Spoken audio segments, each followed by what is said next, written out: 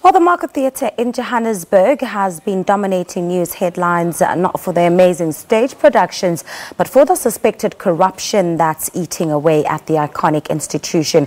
Earlier this week, a newspaper published images that show the Market Theatre building in a bad state of repair. It's also believed 5 staff members have been placed on special leave pending an investigation undertaken by the Department of Arts and Culture. Now, to help us unpack the issues currently facing the Market Theatre, we are joined from our Pretoria studios by the theatre spokesperson Sershan Naidoo.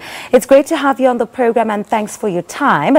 First of all, I have to ask you about just the reports that we've been seeing out there in media reports of the severe flooding that damaged quite a huge part of the theatre. Won't you take us through the status of what's happening in light of that? Good morning.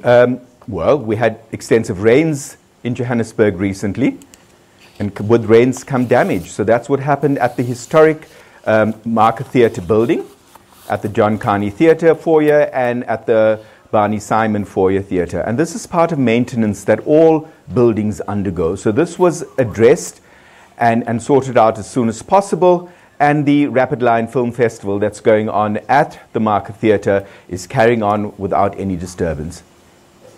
There is currently a project seeking to renovate and obviously upgrade the precinct. Can you let us know what are some of the changes that you will be looking at implementing or putting into place in terms of structure at this historic space? Well, if you look at the Market Theatre building, that's a historic heritage building. And you can't really change the building. So what's happening at the Market Theatre, for which I can speak because I serve there as a council member, is there will be renovations and upgrades to the existing theatre. So we've done the Barney Simon and we've done the John Carney, and there will be other renovations that will be undertaken in line with the plan of the Market Theatre Foundation. Speak to us about the investigation that's now been undertaken by the Department of Arts and Culture into allegations of lapses in governance and mismanagement at the Market Theatre, and what that investigation entails, just in terms of people who will be coming forward and speaking about what's been happening at the theatre. Well, the investigation is over. So I think all the people that have spoken to the investigators have spoken to them. A report was published, and based on the report, the Department of Arts and Culture gave that report to us at the Market Theatre Foundation Council and asked us to look at the various allegations and recommendations made by the investigators. That process has resulted in a hearing in which, as you mentioned earlier, 5 staff members have been put on special leave while those hearings are taking place. And we have an independent prosecutor and presiding officer that's overseeing the process. So once they've completed their hearings, they will make a report available to the Market Theatre Foundation Council, and we will have to look at it and then look at any actions, if any, that have to be taken. Speaking of the action that has been taken against the 5 individuals, are there any executives within that number, perhaps Ismail Mohammed, maybe one of those people, or is the theatre not at liberty to mentioning those names that appeared in that, of course, have been certain steps and action has been taken against them? Okay. There is no action that's been taken because the process is not yet complete. And because the process is not yet complete, all the information is sub judice.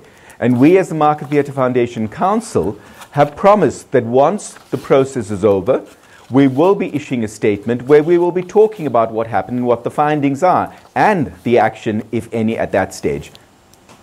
All right, and how soon do you think this investigation will conclude, so that the Market Theatre itself can go back to rebuilding its internal structures and ensuring that the corruption and mismanagement that was taking place does not eat away at this historic place?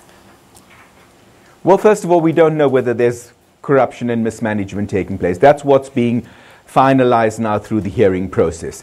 As the council, we want the process to be over as soon as possible, so that even though the Market Theatre is going on as business as normal at the moment.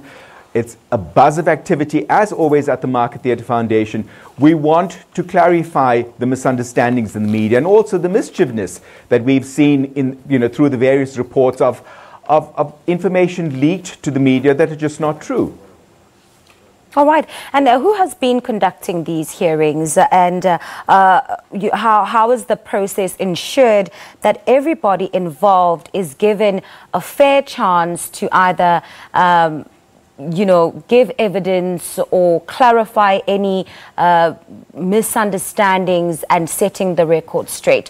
What measures are there in place to ensure that everybody who has come forward or everybody who has had information is treated fairly? Well, if you look at the report was submitted to the Market Theatre Foundation Council on the 13th of December 2018. And the council was asked to look into this and carry out the further processes. So as council, we went through the government databases and we called for presentations. And as a result of the interviews, we've chosen a presiding officer and a prosecutor that will be carrying through the processes in which the council is not involved. So we will get a report, and then based on that report, we will decide where to from then. So, that's what has to be done as a matter of urgency. All right, Mr. Naidoo, that's where we'll leave it for this morning. Thank you once again for your time and speaking to us about what has been happening at the Market Theatre. Now, that's the Market Theatre Foundation Council spokesperson, Sershan Naidoo, helping us unpack just some of the latest reports that have been out there in the media and allegations regarding the organisation, which include accusations of mismanagement and, of course, a lack of governance.